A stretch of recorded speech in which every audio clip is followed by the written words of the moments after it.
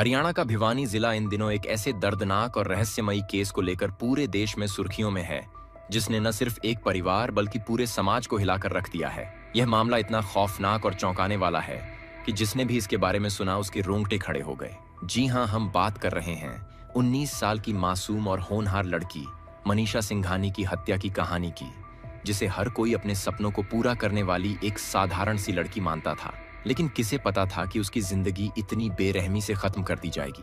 मनीषा की हत्या जिस तरीके से हुई और फिर उसका शव खेतों में बरामद हुआ, उसने हर किसी को अंदर तक झकझोर दिया। लोगों के मन में यही सवाल उठ रहा है कि आखिर एक मासूम लड़की की इतनी बेरहमी से जान लेने के पीछे कौन सा राज छुपा है। यह केस इतना संवेदनशील हो चुका है कि लोग गुस्से में सड़कों पर उतर आए हैं। जगह जगह विरोध प्रदर्शन हो रहे हैं और पुलिस से लेकर सरकार तक पर सवाल खड़े होने लगे हैं। मनीषा कौन थी, यह सवाल सबसे पहले हर किसी के दिमाग में आता है। तो आपको बता दें कि मनीषा भिवानी जिले के लोहारू इलाके की रहने वाली थी। उसके परिवार की आर्थिक स्थिति बहुत साधारण थी, लेकिन सपने बहुत बड़े थे। बचपन से ही मनीषा का स्वभाव थोड़ा अलग था। वह पढ़ाई लिखाई में भी अच्छी थी और हमेशा चाहती थी कि वह अपनी मेहनत के दम पर कुछ ऐसा करे जिससे उसके माता पिता का सिर गर्व से ऊंचा हो सके। उसने 12वीं तक पढ़ाई की थी और पढ़ाई के दौरान ही उसने यह ठान लिया था कि वह किसी भी हाल में खुद अपने पैरों पर खड़ी होगी। घर की आर्थिक तंगी को देखते हुए उसने जल्दी ही जिम्मेदारियों को समझ लिया था और इसी वजह से उसने एक छोटे से प्राइवेट प्ले स्कूल में बच्चों को पढ़ाना शुरू कर दिया, ताकि कुछ पैसे कमा सके और अपने घर का सहारा बन सके। यह काम उसके लिए सिर्फ नौकरी नहीं था, बल्कि बच्चों को पढ़ाते समय उसे ऐसा लगता था जैसे वह खुद भी कुछ नया सीख रही हो। लेकिन उसके सपने यहीं खत्म नहीं होते थे। वह हमेशा सोचती थी कि सिर्फ छोटे बच्चों को पढ़ाने से उसका सफर पूरा नहीं होगा। उसके अंदर कुछ और करने की ललक थी और इसलिए वह आगे नर्सिंग की पढ़ाई करना चाहती थी, ताकि अपने पैरों पर खड़ी हो सके और अपने परिवार का नाम रोशन कर सके। 11 अगस्त की दोपहर थी। हमेशा की तरह मनीषा अपने स्कूल गई, लेकिन उसी दिन उसने घर वालों को बताया था कि वह स्कूल से निकलने के बाद कॉलेज में नर्सिंग एडमिशन को लेकर जानकारी लेने जाएगी। दोपहर करीब 2 बजे वह स्कूल से निकली और घर की तरफ नहीं गई, बल्कि कॉलेज चली गई और इसके बाद उसका परिवार उसे कभी जिंदा नहीं देख पाया। उस दिन शाम को लगभग 6:30 बजे मनीषा ने अपने पिता को एक कॉल किया था। यह उसकी आखिरी कॉल थी। उस कॉल के बाद उसका मोबाइल फोन अचानक बंद हो गया और उसके बाद से वह रहस्यमयी तरीके से लापता हो गई। घर वालों ने पहले तो सोचा कि शायद वह किसी काम से बाहर गई होगी या किसी रिश्तेदार के यहाँ गई होगी, लेकिन जब समय बीतता गया और मनीषा का कहीं कोई अता पता नहीं चला, तो परिवार बेचैन हो उठा। हर जगह तलाश की गई, दोस्तों से पूछा गया, रिश्तेदारों को फोन किया गया, आसपास के इलाकों में भी खोजबीन की गई, लेकिन उसका कोई सुराग नहीं मिला। धीरे धीरे यह चिंता गहरी होती चली गई कि आखिर मनीषा अचानक कहाँ गायब हो सकती है। रात ढलने लगी और जब देर रात तक भी वह घर नहीं लौटी, तो परिजनों के लिए हालात और गंभीर हो गए। मजबूरी में परिवार को पुलिस से संपर्क करना पड़ा। अब यही से शुरू होती है इस केस की सबसे बड़ी लापरवाही। परिवार जब शिकायत लेकर पुलिस थाने पहुंचा, तो वहां मौजूद पुलिस वालों ने मामले को गंभीरता से लेने की बजाय इसे हल्के में टाल दिया। पुलिस ने परिवार से यह कहकर शांत करने की कोशिश की कि लड़की कहीं चली गई होगी या किसी दोस्त के साथ गई होगी और अगले दिन खुद ही वापस आ जाएगी। इतना ही नहीं, पुलिस ने न तो तुरंत कोई कार्रवाई की और न ही फोन लोकेशन जैसी बुनियादी जांच की। जहां परिवार अपनी बेटी की जान बचाने की उम्मीद में मदद की गुहार लगा रहा था, वहीं पुलिस पूरे मामले को नजरअंदाज करती रही। परिवार का कहना है कि अगर पुलिस उसी समय एक्टिव हो जाती और फोन लोकेशन वगैरह चेक कर लेती, तो शायद उनकी बेटी आज जिंदा होती। लेकिन पुलिस की सुस्ती का नतीजा यह हुआ कि मनीषा का कोई पता नहीं चला। 2 दिन तक परिवार लगातार उसे ढूंढता रहा, लेकिन न तो पुलिस मदद करती दिखी और न ही कोई सुराग मिला। और फिर आया वह काला दिन 13 अगस्त, जब एक किसान ने खेत के पास नहर किनारे एक शव देखा। जब पास जाकर देखा गया, तो पता चला कि वह मनीषा ही थी। उस बेरहमी से गया था और शव खून से लथपथ पड़ा था। यह खबर सुनकर पूरा गांव दहल गया। मनीषा के परिवार पर तो मानो पहाड़ टूट पड़ा।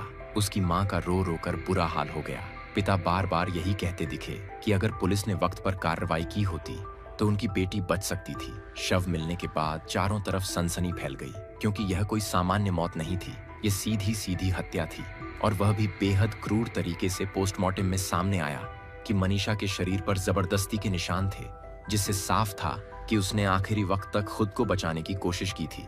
उसके गले पर धारदार हथियार से वार किया गया था और हाथों पर भी गहरे कट के निशान मिले थे। लेकिन हैरानी की बात यह थी कि पुलिस की तरफ से अभी तक कोई ठोस कार्रवाई नहीं हुई थी। परिवार का गुस्सा अब भड़क चुका था। उन्होंने शव लेने से साफ इनकार कर दिया। उनका कहना था कि जब तक कातिलों को गिरफ्तार नहीं किया जाएगा तब तक उनकी बेटी का अंतिम संस्कार नहीं होगा। परिवार के इस फैसले के बाद पूरे गांव और आसपास के लोग उनके साथ खड़े हो गए और विरोध प्रदर्शन शुरू हो गया।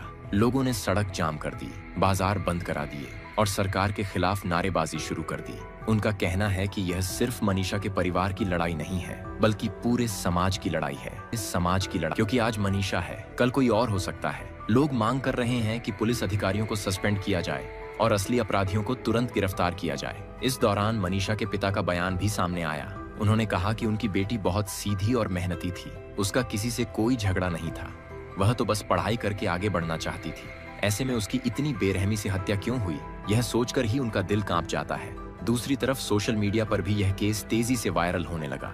लोग लगातार पोस्ट डालकर इंसाफ की मांग करने लगे, हैशटैग बन गए और हरियाणा पुलिस की जमकर आलोचना होने लगी। यहाँ तक कि राज्य सरकार पर भी सवाल उठने लगे कि आखिर प्रदेश में बेटियां कितनी सुरक्षित हैं। अब पुलिस की नींद टूटी और उन्होंने आनन फानन में कई टीमें बनाकर जांच शुरू की। हालांकि तब तक बहुत देर हो चुकी थी, लेकिन गुस्साए लोगों को शांत कराना पुलिस के लिए आसान नहीं था। इस बीच कई राजनीतिक दलों के नेता भी सक्रिय हो गए और परिवार से मिलने पहुंचे। हर किसी ने सरकार पर सवाल उठाए और मामले की सीबीआई जांच की मांग की जाने लगी। तो दोस्तों, कहानी यहाँ से और ज्यादा खतरनाक और सनसनीखेज हो जाती है, क्योंकि परिवार का आरोप साफ है कि उनकी बेटी की बेरहमी से हत्या उसके ही टीचर ने की है। परिवार के लोग उस वक्त सदमे में थे। माँ बार बार यही कह रही थी कि मेरी बेटी इतनी मासूम थी, उसने किसी का क्या बिगाड़ा था जो उसे इतनी बेरहमी से मार दिया गया। हालांकि पॉलिटिकल प्रेशर आने के बाद पुलिस की जांच तेजी से शुरू हुई। सबसे पहले पुलिस ने उस टीचर को हिरासत में लिया जिस पर शक था और उससे घंटों पूछताछ की गई। पूछताछ के दौरान उसके बयान बार बार बदल रहे थे। कभी कहता कि मनीषा ने खुदकुशी की है, तो कभी कहता कि यह सब एक एक्सीडेंट है। लेकिन पुलिस को उसकी बातें बिल्कुल भी सच नहीं लगी और उसके चेहरे पर झलकती घबराहट ने पूरे शक को और गहरा कर दिया। जैसे कोई कह रहा है कि बेटियों की सुरक्षा के लिए सख्त कानून बनना चाहिए, तो कोई कह रहा है कि ऐसे मामलों में फास्ट ट्रैक कोर्ट होना चाहिए। लेकिन परिवार सिर्फ एक ही बात कह रहा था कि हमारी बेटी को इंसाफ चाहिए। और हत्यारे को सजा जांच के दौरान मनीषा की सहेलियों और कॉलेज के कुछ स्टूडेंट्स ने भी बयान दिए। कई लोगों ने बताया कि टीचर का व्यवहार पहले से ही संदिग्ध था और मनीषा को लेकर उसकी नीयत ठीक नहीं थी।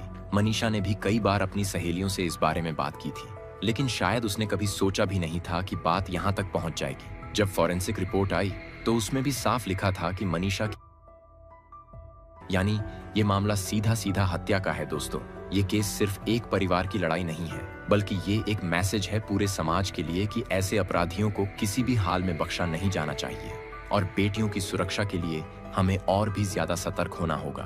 तो दोस्तों, थी पूरी कहानी मनीषा के गायब होने की। अब आपके दिमाग में जो भी सवाल हैं या इस केस पर आपकी जो भी राय है, हमें कमेंट में जरूर बताएं। इस वीडियो को ज्यादा से ज्यादा शेयर करें ताकि सच हर किसी तक पहुंचे और चैनल को सब्सक्राइब करना न भूलें ताकि आपको इस केस से जुड़ी हर अपडेट सबसे पहले मिल सके।